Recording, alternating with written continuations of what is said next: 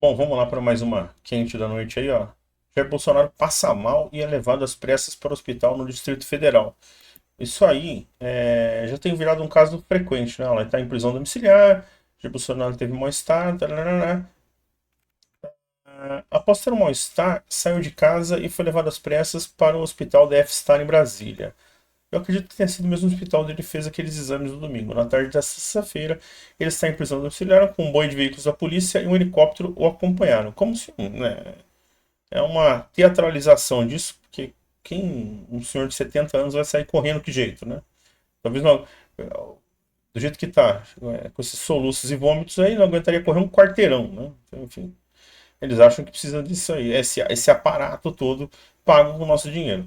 O ex-presidente sofreu queda de pressão, crise de soluços e vômito. Ele também reclamou de fortes dores. As informações foram confirmadas por familiares, por Flávio Bolsonaro e pela equipe médica. Ele foi ao atendimento acompanhado pela ex-primeira-dama Michele.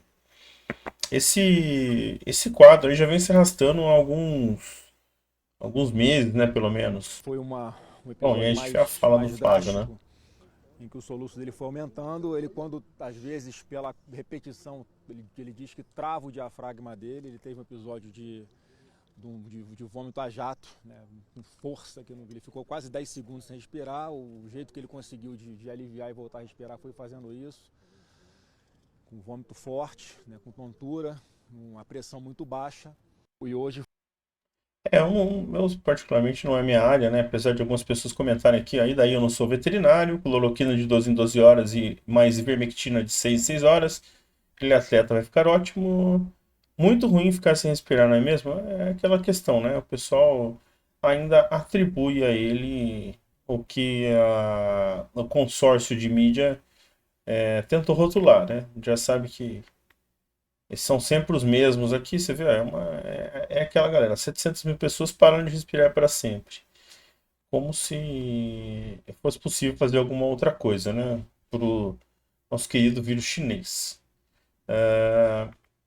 Sem contar que o Brasil, salvo engano, foi o segundo maior investimento para combater. Então, né? Desejo melhoras ao atleta, são 27 anos aí de repouso e isolamento. Quando ele desejou mal aos outros, estava tudo bem, né? E por aí vai. É essa conversinha de sempre desse pessoal. Não vai sair muito disso. A gente vê aqui algumas fotos dele sendo transportado lá. Percebe também, né? Natural, né? A feição da Michelle mais abatida. Estranho seria se fosse o contrário. O helicóptero com dinheiro público sendo gasto aqui para um teatrinho do Supremo. Olha essa quantidade de gente, como se fosse acontecer alguma coisa. Você vê que é um comboio aí que talvez não fizesse essa presença toda nem quando ele era presidente, né? Nem ocupando o cargo. Provavelmente vão dormir lá e é isso aí. Eu acredito que, em grande parte, esse quadro é um palpite meu, né? Ele seja mais de cunho emocional. Eu não consigo imaginar que isso tenha a ver necessariamente com a facada, né? A gente lembra que aqueles episódios que ele tinha de intercorrências lá, depois da facada, eles aconteciam sempre em grandes cirurgias que ele acabava tendo que fazer no intestino, obstrução e tudo mais. Eu não acho que seja o caso mais. Mas a gente percebe, né? Vômitos, quadros extensos de soluço aí. Minha opinião, meu palpite, tá? Eu acho que tem muito a ver com o estado emocional, até porque não tem como você não ser afetado, né? Por outro lado, eu me lembro muito. Sempre quando eu vejo esse tipo de coisa aí, essa humilhação, né? Esse papelão que estão tentando colocar para ele aí, me lembra muito uma frase do Olavo, né? Que era algo no sentido de que se você não der o devido tratamento ou derrotar de fato seus inimigos, você vai acabar dependente da misericórdia deles. Infelizmente, eu acho que essa frase ela foi muito profética, né? Ela foi muito precisa, porque agora literalmente ele depende dos caras, né? Depende da bondade do STF. E a gente sabe que no fundo esses caras, o objetivo deles é que ele morra mesmo. Então, eu duvido muito que para as próximas semanas aí, com a chegada das novas sanções, como eu já comentei em outro vídeo, eles já estão ameaçando, né? Não é nenhuma ameaça velada, é uma ameaça direta de que ele provavelmente deva sair do regime domiciliar para regime fechado de prisão.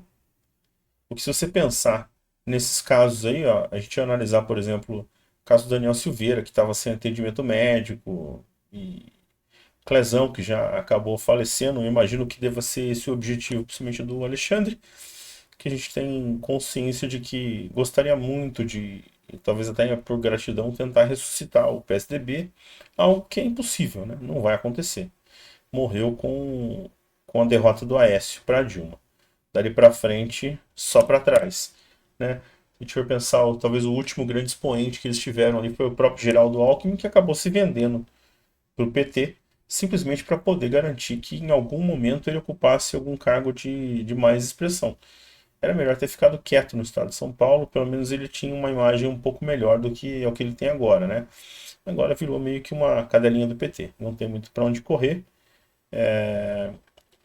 Sempre falou que a volta do Lula era a volta do criminoso à cena do crime, agora ele é cúmplice, né? Então, todo esse trabalho do Alexandre aí, independente de qualquer coisa, vai dar com os burros na água, mesmo que ele consiga eliminar o Jair aí. Não, não vai muito longe. Mas eu acho que a gente pode ter alguns dias muito interessantes daqui para frente, né? Eu duvido muito que esses quadros do Bolsonaro vão se resolver tão rapidamente. Eu não acredito que. Eu espero que melhore de fato, mas a tendência é que isso acabe piorando, porque eles vão sempre subir a régua, né? Tanto a dobrar a aposta, no caso, tanto o STF quanto o próprio Trump. O Trump não vai. Ele não entra num jogo para perder. Ele não vai perder isso aí nem a pau.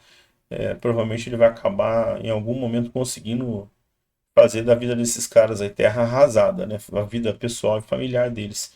Que é pouco, né? Que é pouco se a gente for considerar tudo que eles vêm fazendo aí na última, pelo menos na última década. Então a gente precisaria de uma faxina muito grande.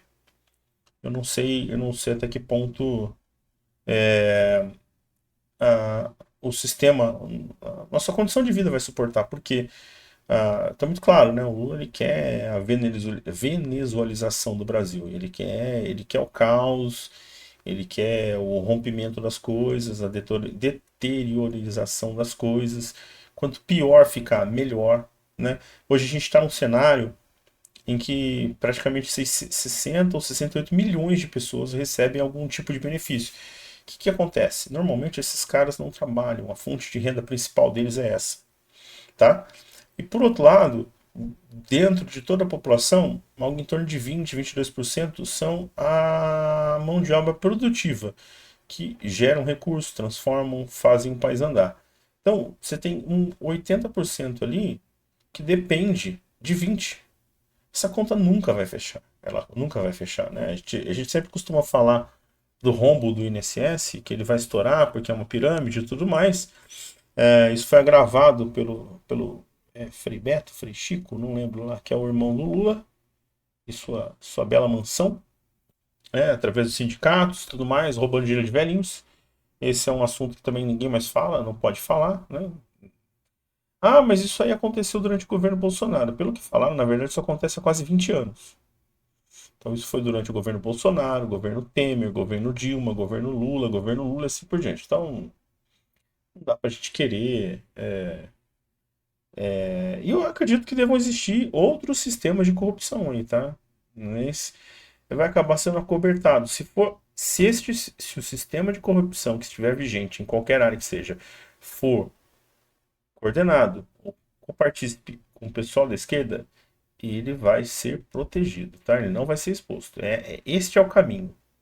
Não há outra variação. E assim, vamos aguardar, né? Vamos aguardar. A gente vai aguardar que o quadro melhore. Eu acredito que essas pioras de saúde vão servir, pelo menos, para os advogados dele para tentar manter ou prorrogar uma prisão domiciliar. Por outro lado, você tem a pressão da Magnitsky para outros ministros e familiares e tudo mais. E aí fica a dúvida. Quem vai ganhar esse cabo de guerra? Eu acredito que o Trump vai ganhar porque ele não entra num jogo para perder. Do outro lado, você tem um Lula que não tem a menor ideia do que está fazendo, não passa de um bêbado analfabeto, né? Então, que você vai querer numa situação dessa, né? Se estragarem pouco, se fizerem pouco estrago, a gente já está no lucro. Bom, de qualquer forma, fica o meu convite aí, ó, se inscreva, comente aqui, diga o que você acha. Você acha que esse quadro de saúde é real? É algo forçado? É algo planejado?